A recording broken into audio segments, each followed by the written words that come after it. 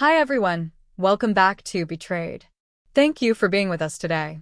We have a fresh story to share, so let's begin. Emily sat at the kitchen table, staring at the cold coffee in her hands. The morning sunlight came through the window, casting golden patterns on the wooden floor. But nothing felt warm anymore. Not the light, not the air, not even the familiar smell of cinnamon from the toast she never ate. Everything had changed. And it all changed with one sentence. Last night, her husband Mark said the words that broke everything apart. "I'm leaving you," he said, without even looking at her. Her heart seemed to stop.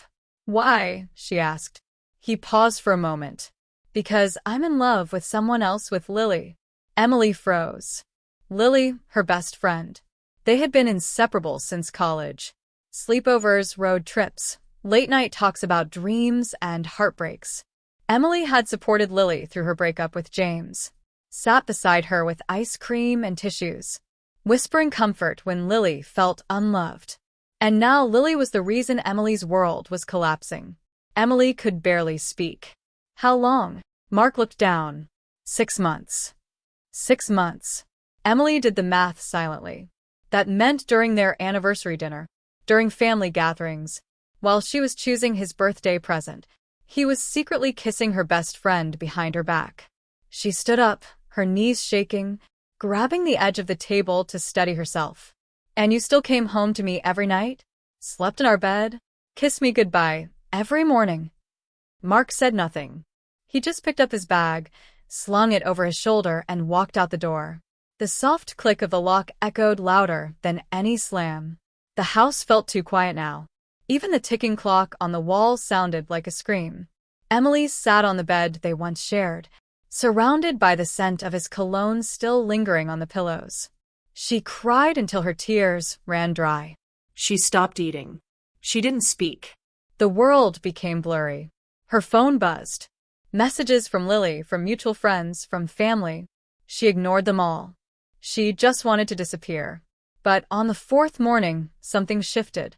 She walked to the bathroom, looked in the mirror, and didn't recognize the woman staring back. Her face looked pale, her hair messy, her eyes tired. Still, deep inside, a small voice whispered, "You are not finished. This is not your ending."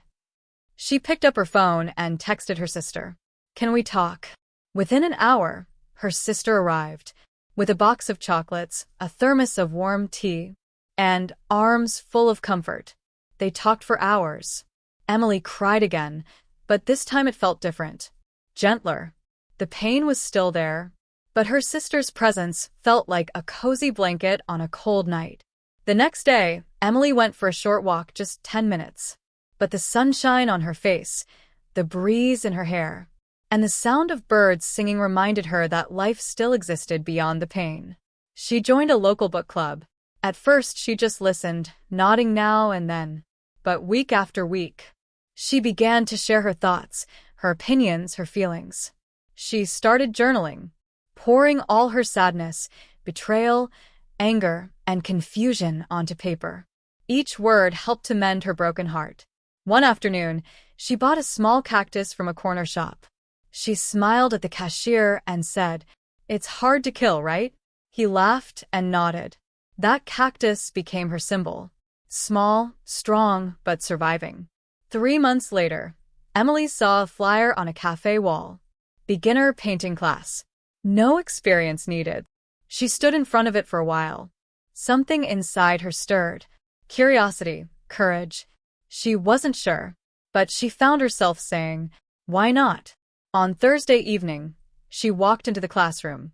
The room smelled like paint, old books, and fresh coffee.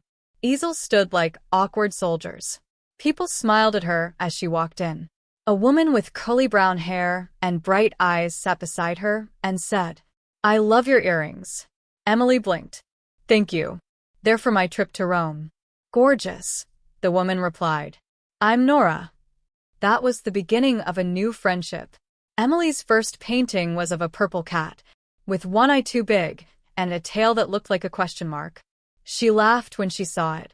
A full, unexpected laugh that made others turn and smile. It felt good. Each week she painted something new. Trees, clouds, stars. Even a sad girl with fire in her eyes. Slowly, she started feeling alive again.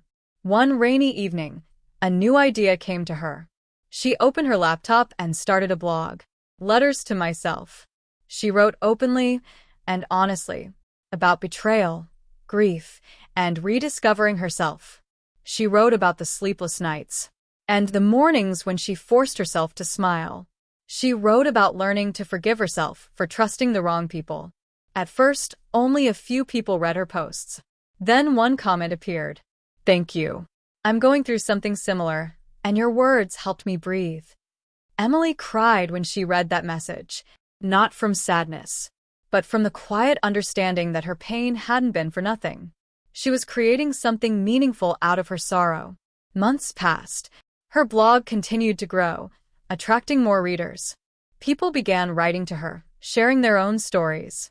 She realized she wasn't alone, and neither were they. One evening, she checked her email and saw a message from Lily. The subject line read, "I'm sorry, Emily. I know you probably hate me. I don't expect you to forgive me. I just wanted to say I'm truly sorry. Mark wasn't honest with either of us. I recently found out he's seeing someone else now. You were never the problem. I miss our friendship, but I understand if you never want to speak to me again. Lily." Emily stared at the message. A year ago, those words would have reopened every wound. But now, she just felt tired. Not angry, not bitter, just tired. She didn't reply. Maybe she would one day. Maybe she never would. Some doors don't need to be opened again. On a sunny Saturday morning, Emily brought her book to the small cafe around the corner. She wore a soft yellow sweater, her favorite color again. "Hey," someone said. She looked up. It was Alex, her neighbor, the one who always smiled at her in the hallway. He held a coffee cup and a shy grin. "Mind if I sit here?" he asked. She smiled. "Sure."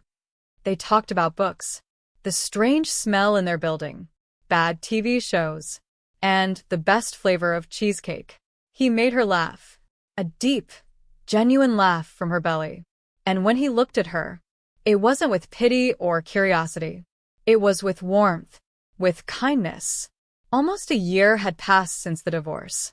Emily now lived in her own apartment, filled with sunlight, cozy pillows, a growing collection of houseplants, which she remembered to water, and her vibrant paintings.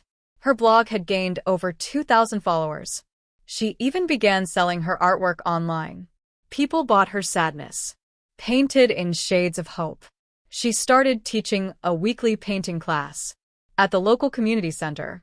Watching others rediscover color and creativity was one of the most healing experiences of her life. One evening, standing in front of the mirror, Emily saw a new version of herself. Not the heartbroken woman Mark had left behind, but someone who had fallen, cried, screamed, and stood back up. She was stronger, gentler, and wiser. Her phone buzzed. A message from Alex. "Coffee again? I found a place with amazing cheesecake." She smiled and typed back, "Yes, let's go." Emily never imagined her life would fall apart, but sometimes the worst endings are really new beginnings in disguise. She didn't need Mark. She didn't need revenge. She just needed herself. And now, finally, she had her.